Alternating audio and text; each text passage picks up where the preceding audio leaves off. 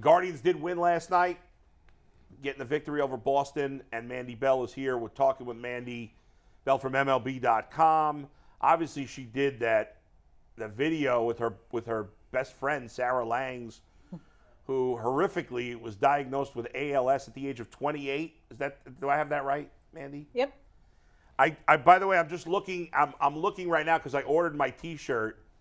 Baseball is the best T-shirt, and I was hoping I would have it today, but I just got the email this morning that it's on the way. Because I was happy they had a 4XL. I didn't know if they would have my size, but they had a 4XL. Obviously, that story was got to everybody. By the way, how did you you guys don't live near each other? How did you become such close friends? For those who don't know. Before you even answer that, clarify, for those who may not know, I mentioned it earlier in the show, but tell us about Sarah, what she does in baseball for those who may not know, who may not be big baseball fans, and then how did you guys become so close? Yeah, sure. I mean, she's the best baseball researcher out there. She started her career with ESPN in 2015.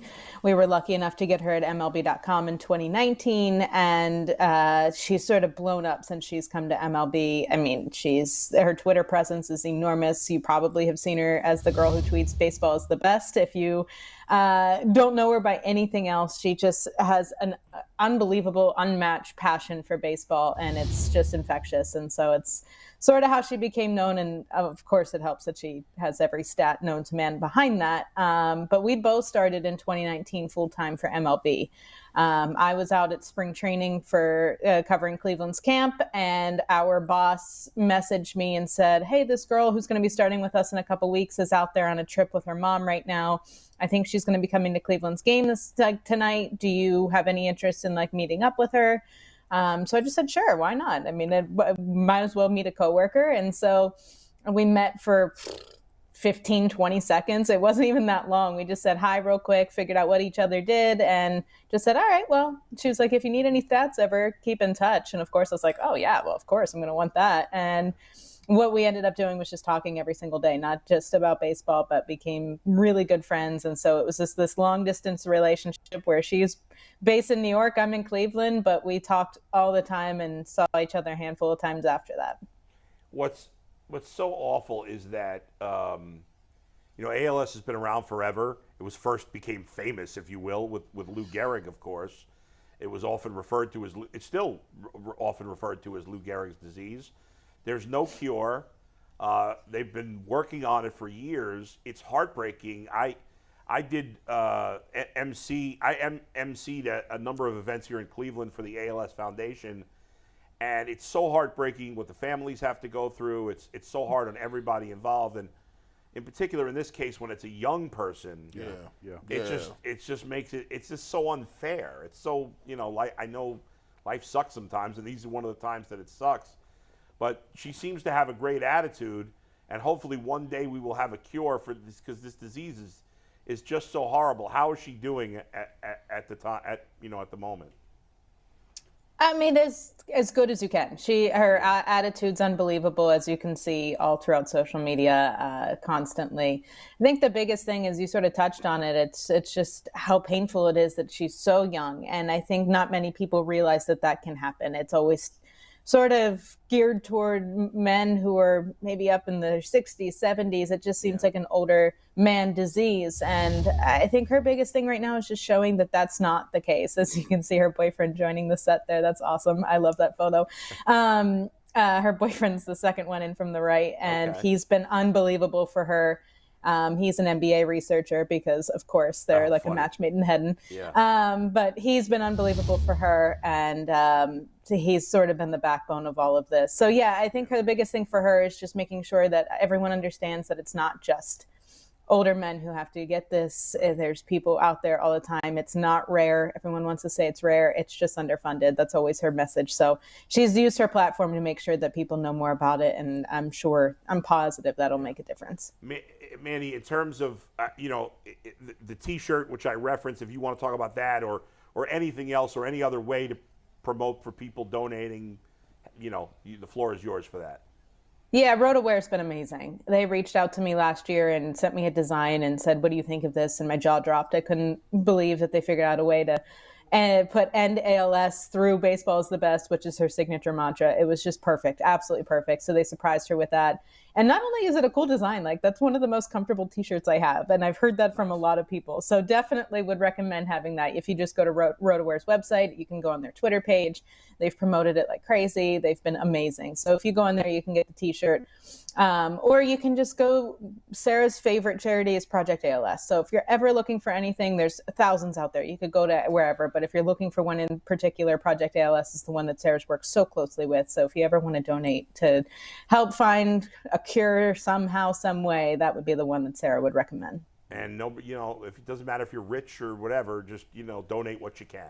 Yep. Mandy, on a much lighter note, want to talk some Guardians with you. Obviously, it's been an ugly season so far. Fortunately for them, the whole division's terrible, and so they're right there, even though they've pretty much played lousy baseball for much of the season.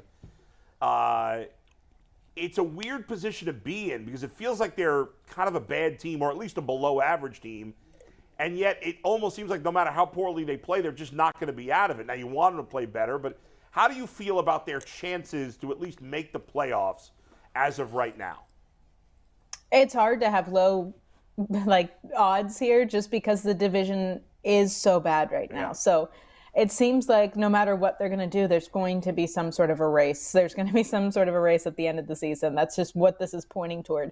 Now, there's a difference between how confident in just making the playoffs and how confident I could be in them making a run. So they wouldn't be able to make a run being what they've been so far. Yes, they might be able to find a way to come out on top in the AL Central just because the division has struggled overall, but they need to make sure that they're clicking on all cylinders to compete with the other teams that are in the postseason as well. So that's going to be the big focus, getting going here, making sure that when the offense is going, that the bullpen can also back them up, and not when the bullpen's lights out, then the offense can only get one run on the board. And the only way they win is if the pitching staff is perfect. It's trying to get all things to click at the same time. And I think that they're confident in what they've seen from Josh Bell, Josh Naylor recently. Those guys are starting. I mean, Naylor's been great all year. It just seemed like he ran into bad luck more than he was struggling at the beginning of the season. So now that things are starting to fall his way, Josh Bell has shown indications of starting to get going here. He has 6 straight games with an RBI.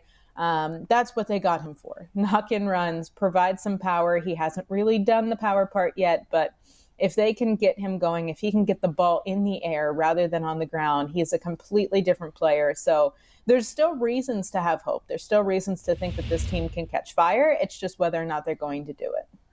That's exactly where I was going to go, Mandy, is Josh Bell. And 8 RBIs in his last 6 games. He does have a home run, a 6-game hitting streak. It feels like Jimenez is starting to stabilize a little bit, and he's starting to drive in some runs. And it feels like this team's never going to lead the league in home runs. They're probably not even going to be middle of the pack at this point. But it's starting to feel like at least the lineup might be starting to stabilize. Is that fair? Yeah, that's the thing. I mean, last year they weren't even in the middle of the pack in home runs. Like, Right. they proved that they can get over that. It's not like home runs is everything. They've never been that team, and they weren't supposed to be that team coming into the year. Yeah, you add Josh Bell to the mix, and you should have more than what you have, but they were never going to be looked at as this dangerous power-hitting team. So they should be able to get over that, whether they're getting the power from him or not. It's just whether they're getting any type of production from those key spots, because we thought going into the year, Josh Bell's going to be the difference maker for Jose Ramirez. You have that behind Jose, then he can finally get some better pitching. But whenever Josh Bell's struggling, then Jose can't benefit. Tito was just talking about it yesterday. Jose might get pitched more carefully than any other hitter in the league. And so you start thinking about how difficult it is on Jose. It trickles down to whenever the guys behind him, and Naylor, Bell, Jimenez, when they're struggling, when that middle of the order is not producing, I don't know where you're supposed to get your runs. And so that's just the biggest thing. And if Jimenez can be clicking, Will Brennan's been great over the last 10 days or so. Yep. That's the key. They just need to get some guys going, even if it's just a handful. Not everyone has to be going at the same time. Jose Ramirez just went through an 0 for 16 stretch, and they were figuring it out. So as long as someone can be going, they should be able to do just enough, at least, to get through with the pitching staff that they have. You know, Mandy, you mentioned Will Brennan. That's where I was going to go. We thought Oscar Gonzalez was going to take the next step, and he might have had a season where he's producing some power and doing some things at the plate. But since May 29th, Will Brennan is batting .560.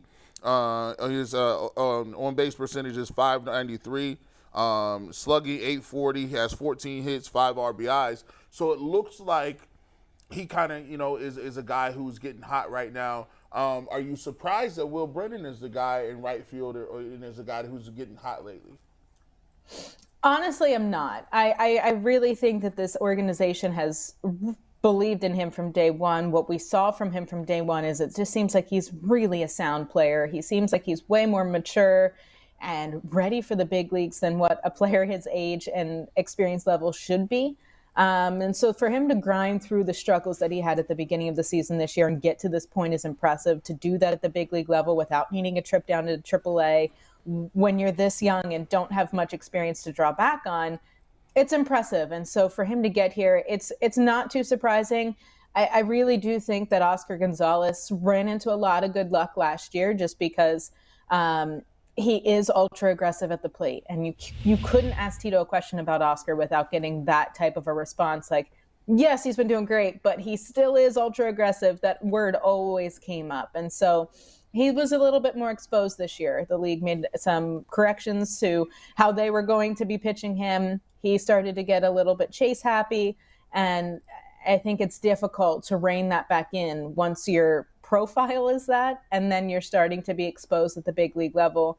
They knew that this was going to be a possibility, and last year he just ran into so many, like when he was making contact on the pitches in the zone, because his chase rate was still crazy last year, it was just he was making such an impact on those pitches. And so whenever he's not making an impact on the pitch that he might be able to make contact with in the zone, that's whenever it goes really south. So I don't think I'm too surprised that Will Brennan was the one who ended up coming out on top here.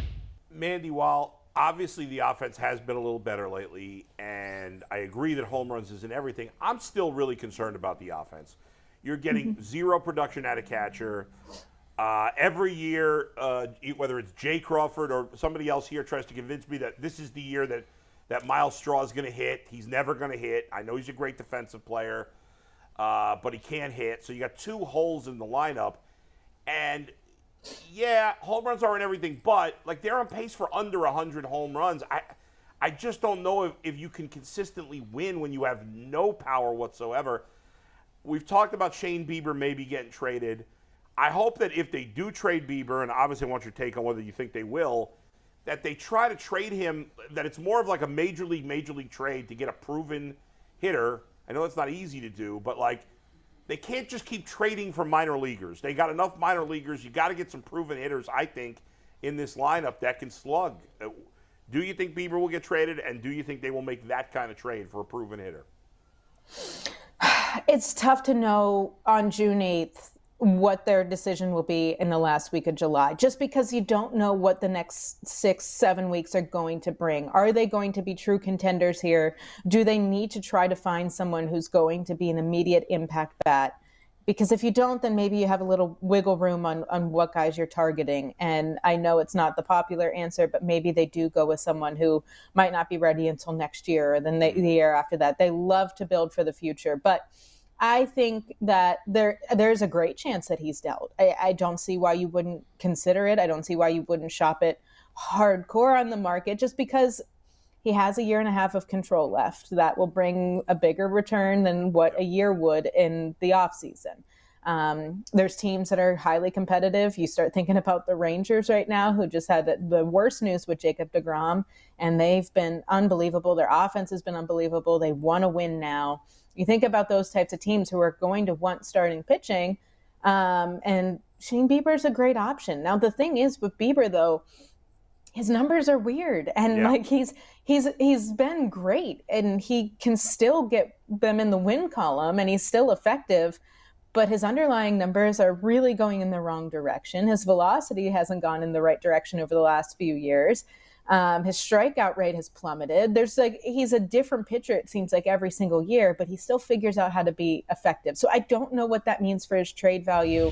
I don't know what that means for how other teams are going to value him. it's really difficult to know, especially at this point. But my guess is, at least right now, I would say there's a strong possibility, as there should be at this point, to say, okay, Shane Bieber might be traded this year. Yeah. Can you explain to me and the fans, because I get this question every day, and I don't have a good answer. Why is Bo Naylor not on this team right now? And will he be sooner rather than later? I really don't have an answer for that, because when we ask about it, the answer's never clear cut as to why he's not here. There's been times where they've talked about why maybe he needs to work on more throwing, or he's not ready, and like defensively, or sometimes it's not if it's the player that's ready, it's what we need at the big league level, and if there's a spot for him. And I know that sends fans off right there, because they say there definitely is a need, because look at what the production has been. The answer's never been clear cut to us.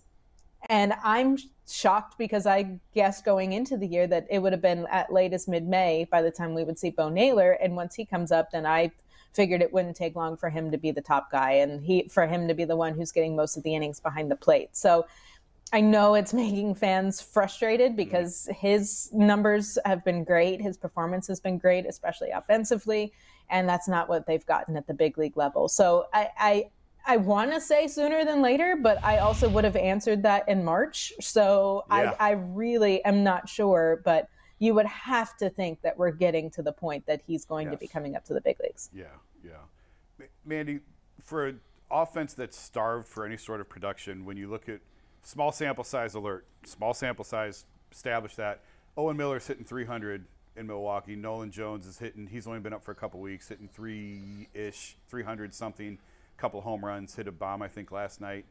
Is there any fear that they missed with those guys? And I would even take it back to Yandy Diaz and look at what he's flourished into in Tampa. Fantastic. Yeah, why is it so difficult for this organization to develop hitting? And Yandy's taken a number of years, so we'll sort of set him aside. I just wanted to at least make note of that. But Owen Miller and Nolan Jones, at least, are off to terrific starts in the National League this year. Yeah, I mean, Yandy Diaz would be someone that I would say definitely. I think that one's tough to sit there and watch, and it has to be painful to see the success. And when you ask the organization about it, they just say, well, there's some guys out there that just need a change of scenery. And that's never really the answer that anyone's looking for. But yeah, I think it's tough. But like you said, it is small sample sizes with Nolan Jones and Owen Miller. Owen Miller especially, like they really did give him a long look, to the point that I remember getting Twitter notifications all the time about people saying, why is Owen Miller still in the lineup? It's difficult, because you need to address as much as you can winning now. And when that player is just not serving that role, he's taking up spots in the minor league system of guys that you're really trying to develop, because their middle infield has just been overly jammed for so long now. And when Owen Miller was in that mix, you have to cut some ties with some guys. And sometimes you are going to lose out, and sometimes it's not going to work out. I think it's way too soon now to know if they have lost out on someone like Owen Miller. It's a small sample size of him in Milwaukee. And so I don't know. And if Nolan Jones was here, would you rather have Nolan Jones in right field than Will Brennan? Will Brennan's finally getting going. I know there would be an argument that Will Brennan should be in center and Nolan Jones should be in right. I understand all of those things, but it's also like the team wants to make sure that defense in center field, there's so many moving parts, and it's just, there's so many spots in the roster. I think especially with Owen Miller, it's trying to figure out what middle infielders are going to be here for the long term, and he just wasn't in that long-term picture. Yeah. And in fairness to the Guardians, Clint Frazier's been a bust, Bradley Zimmer's been a bust. Jesus Aguilar had that 1 year, but he's done nothing. Right. Giovanni Urshela's been okay. But he also bounced around to a couple teams. He did. Freaking Jake Bowers is playing well. Like, he's who playing saw that coming? But I don't buy that. I don't either. I don't buy. I think it's an anomaly. It's a Yankee anomaly. I never thought he would. I thought he'd be working at Dillard's by now. Yeah. Will Benson, in a small sample size, off to a rough start. He hit a home run yesterday for Cincinnati.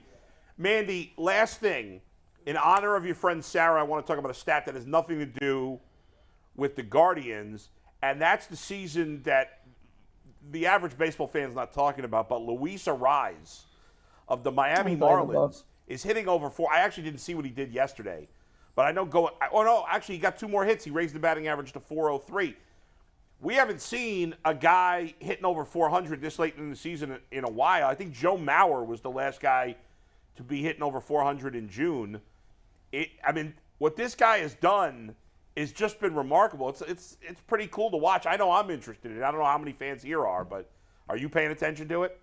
Of course, I love it. I mean, I'm old school still in the way that I like to evaluate stats and things. I know everyone says average means nothing now, but I really don't believe that. I think it means something. And if a guy's able to get on base, that's important. And so for him to bring back batting average that everyone's staring at right now, I'm loving every second of it because it's so impressive.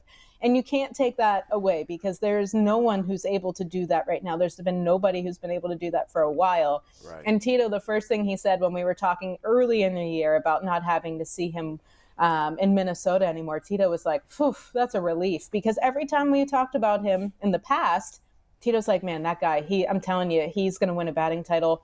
He's going to be one of the best hitters that we see. Like, Tito could not stop raving about him. So the exhale that he had, when he's no longer, not even just in the division and like in the AL Central, he's in a different league now. Tito loves him. I understand why. And it's been so fun to watch his numbers just continued to climb somehow. I don't know how he's doing it. Yeah. And the Marlins actually having a heck of a season. They're in second place. He has 87 hits in 58 games. I mean, that's crazy. It's stupid. Yeah, I mean, he's just been absolutely remarkable.